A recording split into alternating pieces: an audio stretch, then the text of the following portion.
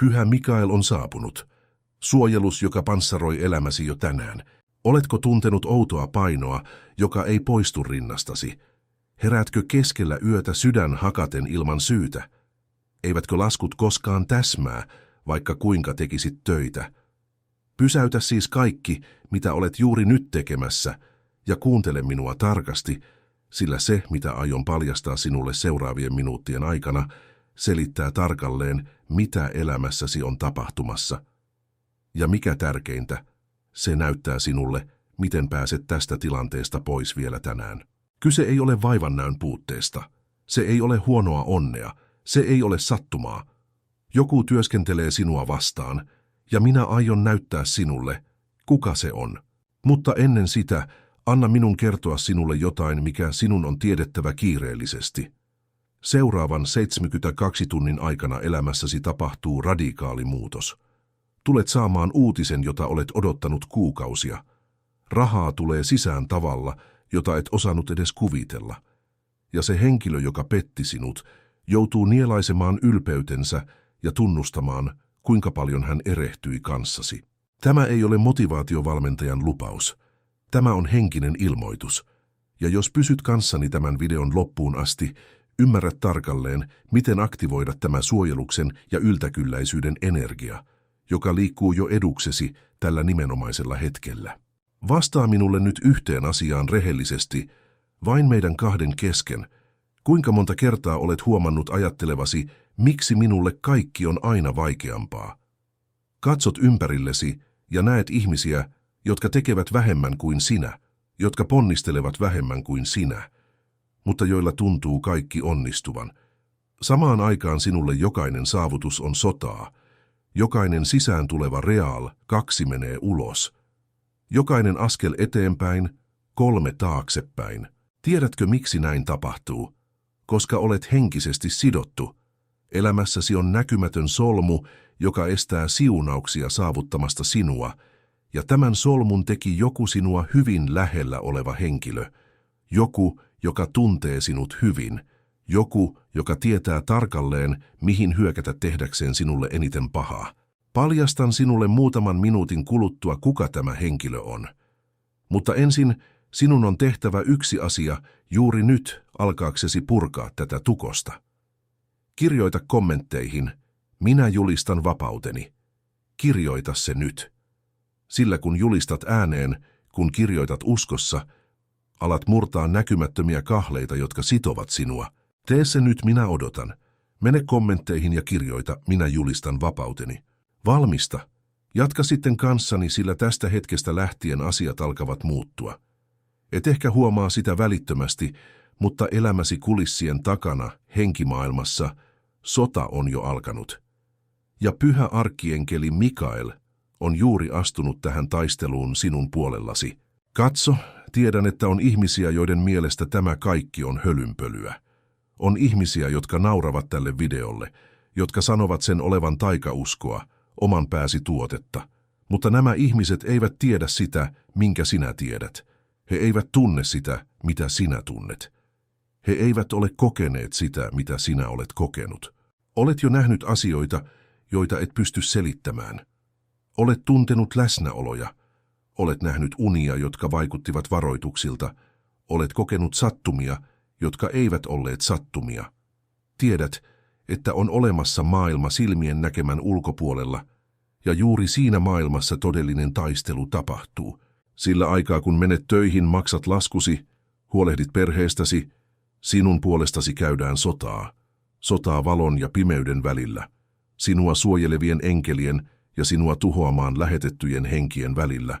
Ja kyllä, sanoin lähetettyjen, koska on ihmisiä, jotka ovat maksaneet, jotka ovat tehneet työtä, jotka ovat sytyttäneet mustan kynttilän nimelläsi.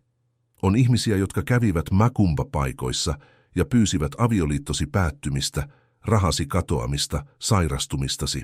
Jos tunsit juuri kylmiä väreitä, se johtuu siitä, että osuin oikeaan. Se johtuu siitä, että tiedät tarkalleen, kenestä puhun. Tämän henkilön nimi tuli jo mieleesi juuri nyt, eikö vain?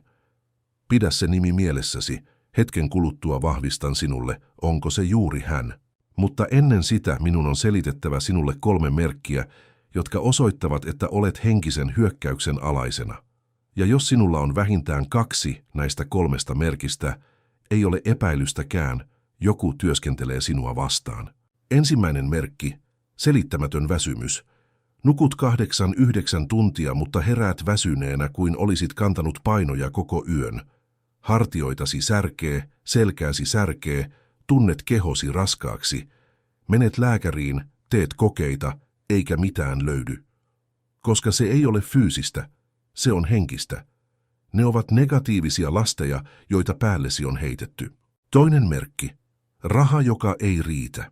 Ei ole väliä kuinka paljon ansaitset, aina puuttuu.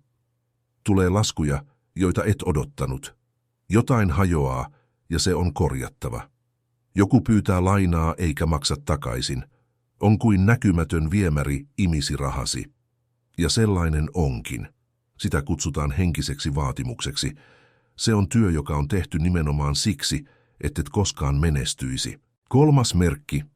Ihmissuhteet, jotka eivät toimi. Jos olet sinkku, ketään mukavaa ei ilmesty. Jos olet naimisissa, riitelette jatkuvasti hölmöistä syistä. Rakastamasi ihminen tuntuu muuttuneen yhdessä yössä. Hänestä tuli kylmä, etäinen, riitaisa. Hän aiheuttaa hämmennystä tyhjästä. Tämä ei ole normaalia. Tämä on erottamistyötä. Kuinka monta näistä merkeistä sinulla on? Jos tunnistit vähintään 2, kuuntele tarkasti, mitä aion nyt sanoa, sillä elämäsi riippuu siitä. Elämässäsi on henkilö, joka teeskentelee rakastavansa sinua, mutta vihaa sinua sisimmässään. Tämä henkilö on aina lähellä.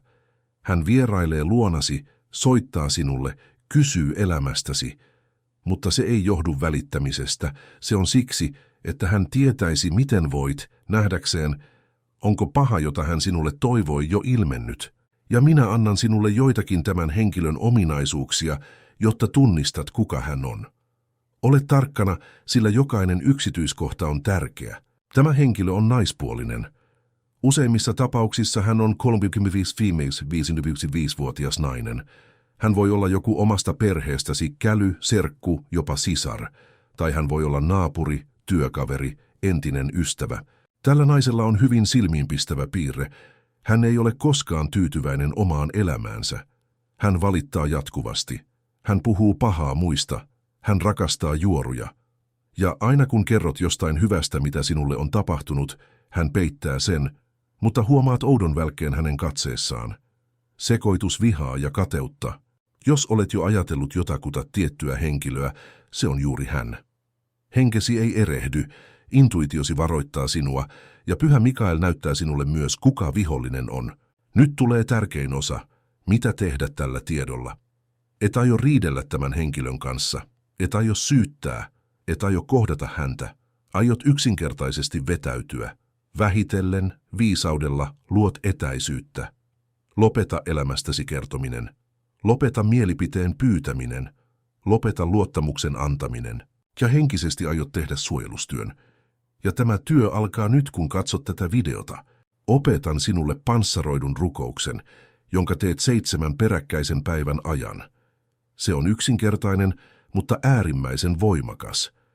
Teet sen joka päivä, mieluiten illalla ennen nukkumaan menoa. Rukous kuuluu näin.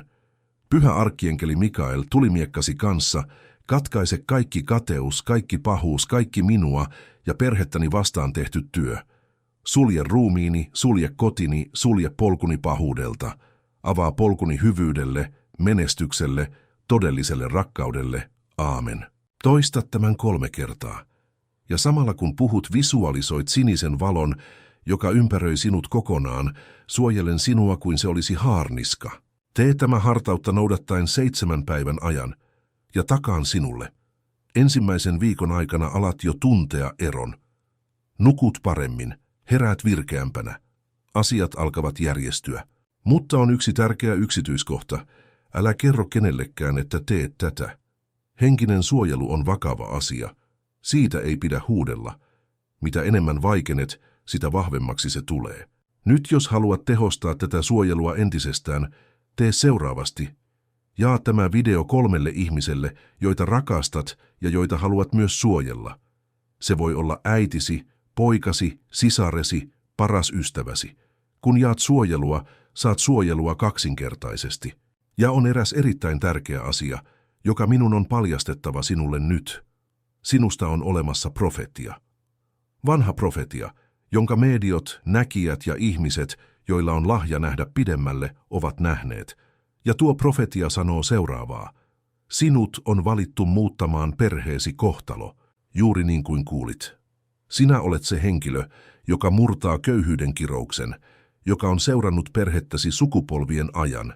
Sinä olet se henkilö, joka tuo menestyksen, joka ostaa oman kodin, joka antaa koulutuksen lapsilleen, joka huolehtii vanhemmistaan vanhuudessa. Siksi hyökkäys sinua vastaan on niin voimakas, koska vihollinen tietää potentiaalisi. Hän tietää, että jos pääset vauhtiin, vedät monet muut mukanasi. Tulet olemaan esimerkki, tulet olemaan inspiraatio, tulet todistamaan, että on mahdollista voittaa. Eikä hän halua sen tapahtuvan. Siksi hän lähettää sairautta, lähettää työttömyyttä, lähettää petosta, lähettää kaikkea pahaa saadakseen sinut luovuttamaan, mutta sinä et aio luovuttaa. Et nyt, et silloin kun olet niin lähellä. Katso, sanon sinulle jotain, mitä kukaan ei ehkä ole koskaan sanonut sinulle. Olet liian vahva. Olet kestänyt asioita, jotka saisivat kenet tahansa murtumaan. Olet kokenut menetyksiä, petoksia, nöyryytyksiä. Oli öitä, jolloin itkit, kunnes kyyneleitä ei enää ollut. Oli päiviä, jolloin ajattelit luovuttaa kaikesta. Mutta olet tässä, edelleen pystyssä, edelleen taistelemassa, edelleen uskomassa. Ja tiedätkö, mitä se tarkoittaa? Se tarkoittaa, että olet syntynyt voittamaan. Sinulla on soturin veri, sinulla on pyhimyksen kynsi, sinulla on jumalallinen suojelu. Ja tämä suojelu tulee tästä lähtien vielä vahvemmaksi, sillä Pyhä Mikael ei ainoastaan suojele sinua. Hän valmistelee sinua suurta käännettä varten. Seuraavan 21 päivän aikana elämässäsi tapahtuu jotain poikkeuksellista. Se voi tulla 3 eri muodossa ja selitän jokaisen niistä. Ensimmäinen muoto, odottamaton raha. Tulee rahaa, jota et odottanut. Se voi olla rahaa, jonka joku oli sinulle velkaa ja jota et enää edes muistanut. Se voi olla perintö kaukaiselta sukulaiselta. Se voi olla myöhästynyt maksu, jonka olit jo pitänyt menetettynä. Se voi olla jopa pankkivirhe eduksesi, jota kukaan ei huomaa. Jollain tavalla raha saapuu. Toinen muoto, työmahdollisuus. Joku kutsuu sinut palvelukseen, kumppanuuteen, liiketoimintaan, ja tulet epäröimään, hyväksytkö vai et. Mutta sanon sinulle jo nyt, hyväksy, sillä tämä mahdollisuus tulee suoraan Jumalan kädestä. Hän avaa oven, jota kukaan ihminen ei voi sulkea. 3. muoto, sovinto. Joku, joka loukkasi sinua, joka jätti sinut, joka käänsi sinulle selkänsä, palaa pyytämään anteeksi. Hän tunnustaa erehtyneensä. Hän haluaa uuden mahdollisuuden. Ja silloin päätös on sinun. Annatko anteeksi vai et? Palaatko vai et? Mutta mahdollisuus ilmestyy. Mikä näistä 3 muodosta uskot ilmenevän elämässäsi? Mieti lämmöllä, tunne sydämessäsi ja kirjoita kommentteihin, minkä uskot tapahtuvan. Raha, työ vai sovinto? Ja jos haluat kaikkien 3 tapahtuvan, kirjoita. Minä vastaanotan 3 siunausta. Sillä Jumalalle mikään ei ole mahdotonta. Hän voi antaa sinulle kaiken kerralla, jos sinulla on tarpeeksi uskoa vastaanottaaksesi. Nyt on jotain, mitä sinun on tiedettävä tästä saapuvasta käänteestä. Se ei tuo vain siunausta, se tuo myös vastuuta. Kun Jumala antaa sinulle menestystä, hän odottaa sinun olevan kiitollinen. Että autat tarvitsevia, että et unohda mistä tulit, että et tule ylpeäksi. On monia ihmisiä, joita Jumala siunaa, mutta jotka myöhemmin eksyvät. Unohtavat rukoilla, unohtavat kiittää, alkavat luulla, että se oli omaa ansiota. Ja silloin Jumala ottaa siunauksen pois. Älä anna sen tapahtua itsellesi. Kun asiat paranevat ja ne paranevat, muista mistä tulit. Muista kuka sinua auttoi. Muista kuka rukoili puolestasi. Ja yksi tapa osoittaa kiitollisuutta on auttaa tätä kanavaa kasvamaan. Tilaamalla, aktivoimalla kellon, kommentoimalla, jakamalla. Sillä jokainen ihminen, joka saapuu tänne sinun kauttasi, on yksi elämä lisää, joka muuttuu. Se on yksi perhe lisää, joka tulee siunatuksi. Älä siis ole itsekäs siunauksen kanssa. Jaa, osallistu, kerro. Nyt paljastan sinulle jotain hyvin vakavaa. Elämässäsi lähestyy tärkeä päivämäärä. Päivämäärä, joka merkitsee uuden syklin alkua. Ja tällä päivämäärällä on yhteys numeroon 7. Se voi olla ensi kuun 7. päivä. Se voi olla 7 päivän kuluttua. Se voi olla 17. tai 27. päivä. Mutta jotain tärkeää tapahtuu päivämääränä, jossa on numero 7. Ja kun tuo päivä koittaa, muistat tämän videon. Muistat, että varoitin sinua ja ymmärrät, ettei mikään tästä ollut sattumaa. Siksi pyydän sinua, tallenna tämä video. Laita se soittolistallesi, palaa tänne sinä päivänä ja kerro kommentteihin, mitä tapahtui. Sillä todistuksesi vahvistaa muiden ihmisten uskoa, jotka käyvät läpi samaa kuin sinä. Puhutaanpa nyt jostain hyvin arkaluonteisesta, mutta välttämättömästä anteeksiannosta. Tiedän, että on ihmisiä, jotka satuttivat sinua paljon. Ihmisiä, jotka pettivät sinut, jotka käyttivät sinua hyväkseen, jotka nöyryyttivät sinua. Ja sinulla on täysi oikeus olla loukkaantunut.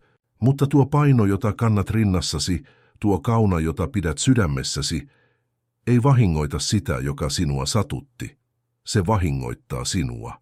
Anteeksi antaminen ei tarkoita palaamista elämään sen kanssa, joka teki sinulle pahaa. Anteeksi antaminen ei tarkoita uudelleen luottamista. Anteeksi antaminen tarkoittaa irtipäästämistä. Se tarkoittaa itsesi vapauttamista katkeruuden vankilasta. Sillä niin kauan kuin märehdit loukkausta, kelaat kohtausta päässäsi, kuvittelet kostoa, menetät energiaa. Tuhlaat luovaa voimaasi johonkin, mikä on jo ohi. Ja Pyhä Mikael haluaa vapauttaa sinut siitä. Hän haluaa, että kirjoitat sen henkilön nimen, joka sinua eniten satutti, paperille, ja sen jälkeen poltat tuon paperin. Ja samalla kun se palaa, sanot, minä annan sinulle anteeksi, minä vapautan sinut, ja minä vapautan itseni sinusta. Tee se.